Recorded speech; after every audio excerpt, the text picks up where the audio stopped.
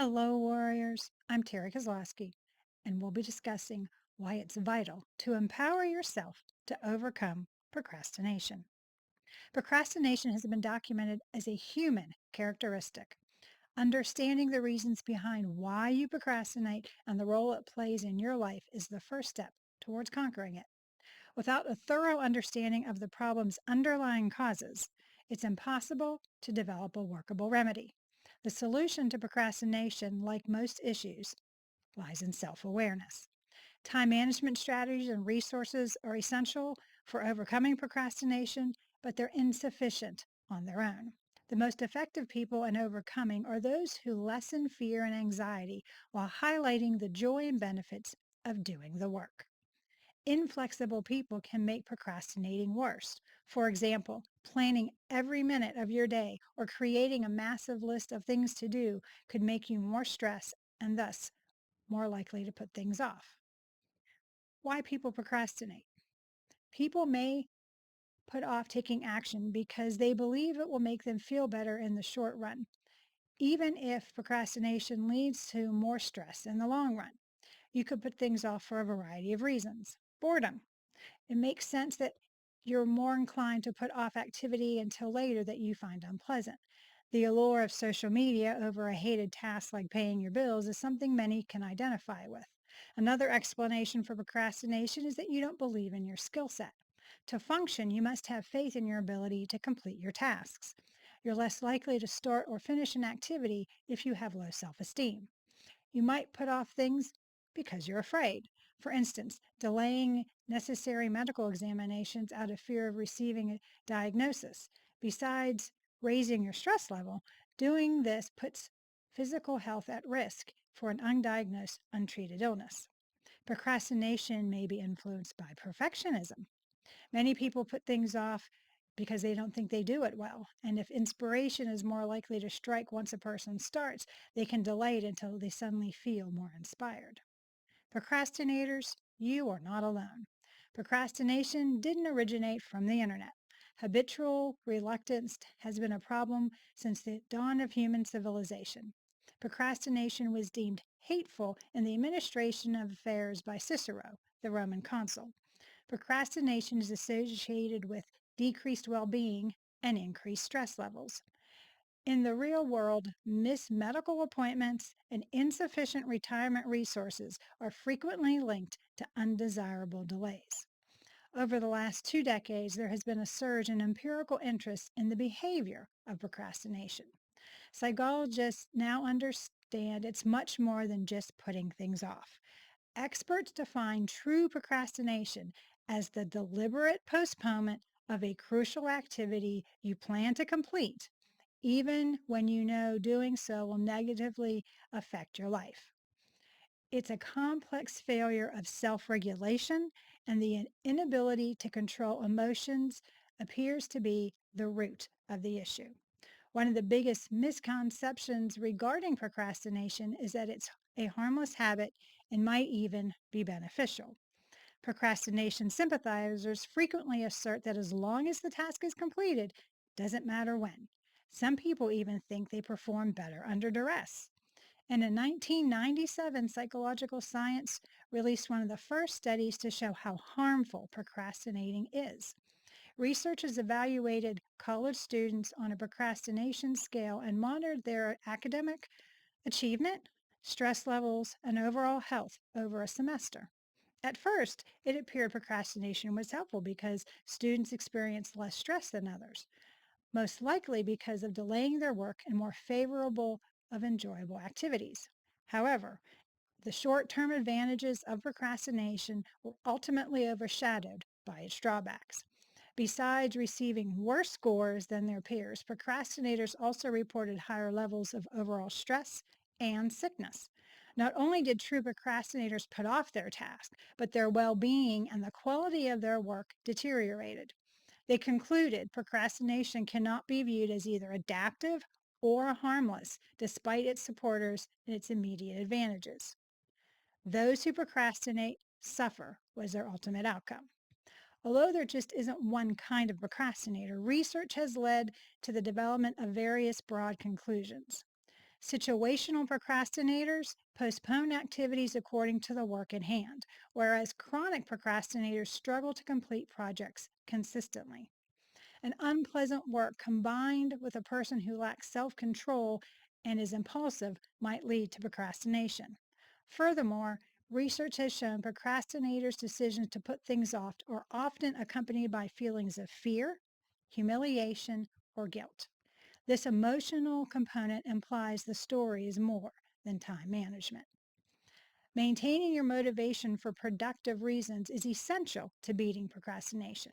When I say productive reasons, I mean motivations for learning and success that result in constructive, fulfilling emotions and behaviors. These motivations contrast with participating in activity out of fear of failing, avoiding upsetting others, appearing foolish, or outperforming others through competing. Even while these are all justifications for taking action, and frequently very strong ones, they are ineffective behaviors. They lead to maladaptive, frequently negative emotions and behaviors.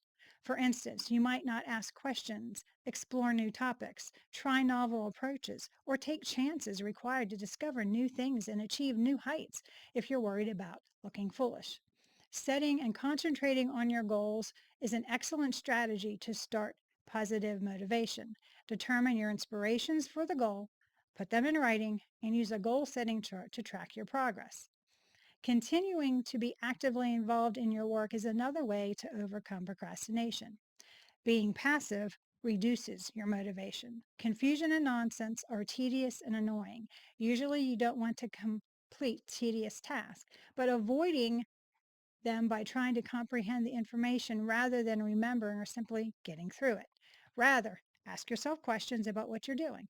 Establish your purpose for each work session and look for what's fascinating and relevant to you and the work that you're doing. Interventions to address delaying. To complete a more manageable set of responsibilities, procrastinators may divide tasks into smaller ones. Research shows procrastinators were prepared to give themselves meaningful deadlines, and these deadlines enhance their capacity to finish tasks. Procrastination's emotional components present a more challenging set of issues. Blocking access to appealing distraction is one direct strategy to combat temptation, but it largely requires the self control that procrastinators lack. Finding something enjoyable or valuable about the activity at hand is the best method to get rid of the need for temporary mood enhancers. If you delve in a little further and find some personal meaning in the task, or learn how to savor those parts of the task you enjoy, although many find success in a tough love method, self forgiveness may be the most effective personal treatment for procrastination. Procrastinating was less likely to cause people to put off preparing for future events if they could forgive themselves. Research shows that as a reminder that procrastination is a self inflicted injury that erodes time, the most precious resource in the world. Ways to eliminate procrastination. Number one, avoiding procrastination is made easier if you can figure out how to make the advantages of long term decisions more apparent right away.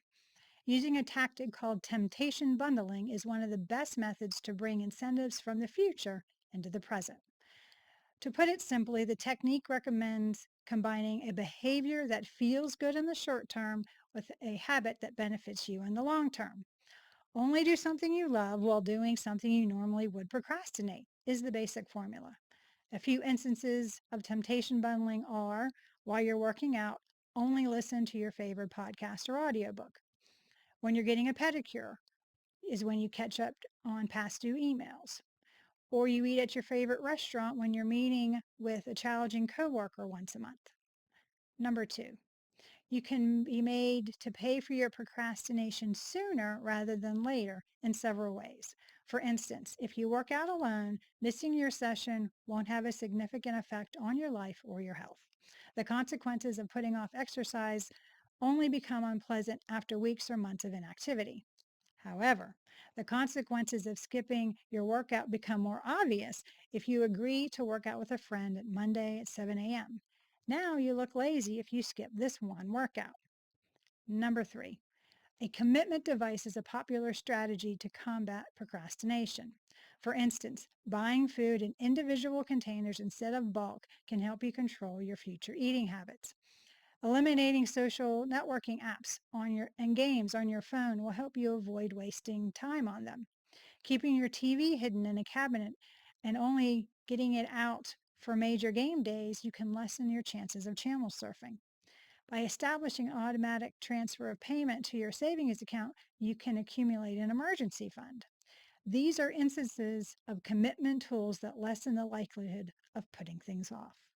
Number 4, friction that leads to procrastination is typically focused on initiating an action.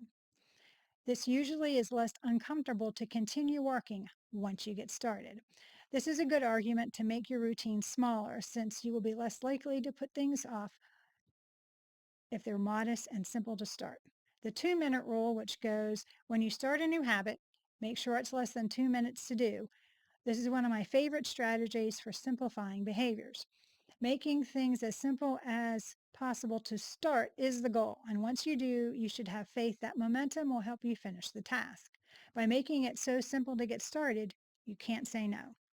Breaking down tasks is another excellent method to make them more manageable. Long-term momentum is maintained by small steps forward, increasing the likelihood that you will complete major objectives. Your day will soon adopt a productive and effective mindset the more swiftly you finish a task. The second point, how quickly you finish the first task of the day, is especially crucial for beating procrastination and sustaining a high level of productivity every day. Consistency is the key. Let's discuss strategies for establishing productivity as a lifelong habit and avoid the resurgence of procrastination. There's a lack of a simple system for determining what's important and what should be worked on first, which is the reason it is so simple to revert to procrastination again. Here's one of the simplest productivity strategies I've ever come across. There are only 4 steps in the Ivy Lee method. Number 1, write the top 6 tasks you need to get done tomorrow at the end of today's workday. Only 6 tasks should be included.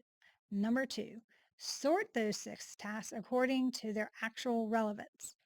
Number 3, tomorrow, focus solely on the first task. Before beginning the second task, work until the previous one is completed. Number 4, apply the same strategy to the remaining items on your list.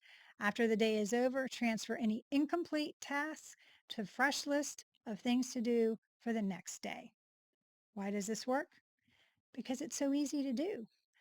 The major criticism is that it's overly simplistic. It doesn't take into consideration all of life's subtleties and complexities. Yes, there will be unforeseen distractions and emergencies. Ignore them as much as you can, deal with them when you have to, and return as quickly as you can to your list of things that need to get done.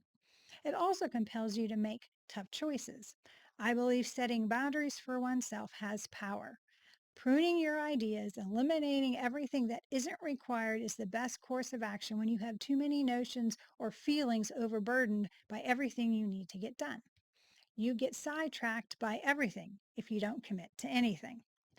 Starting most tasks is the hardest obstacle to completing them. This approach requires you to choose your first assignment the evening before. As a writer, I can spend 3 or 4 hours deciding what to write about.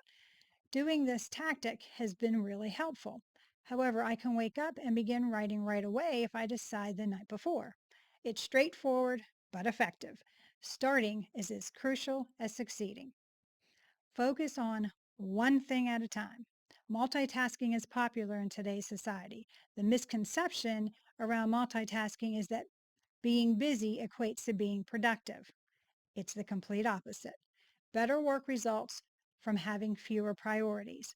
One trait that unites everyone is attention. The explanation is straightforward.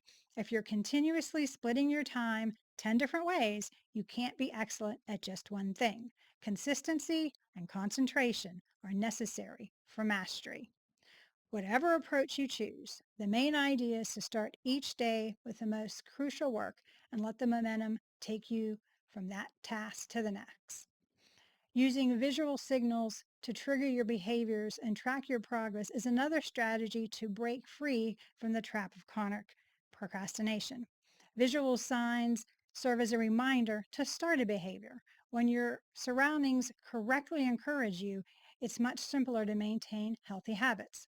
Everyone agrees that consistency is the crucial element of success because its integrated measuring system, a visible sign such as a calendar that records your progress. You can see how far you've come just by looking at your calendar. The impact of visual cues on motivation can be compounding. It's normal to feel driven to stick with a habit as you see the tangible results of your success growing. One of the best ways to inspire yourself to take your next productive action is to look at your past progress. As you become more mindful of the moments in your life in which you procrastinate and become courageous about overcoming this area in your life, happiness and better productivity are the natural outcome. Thank you.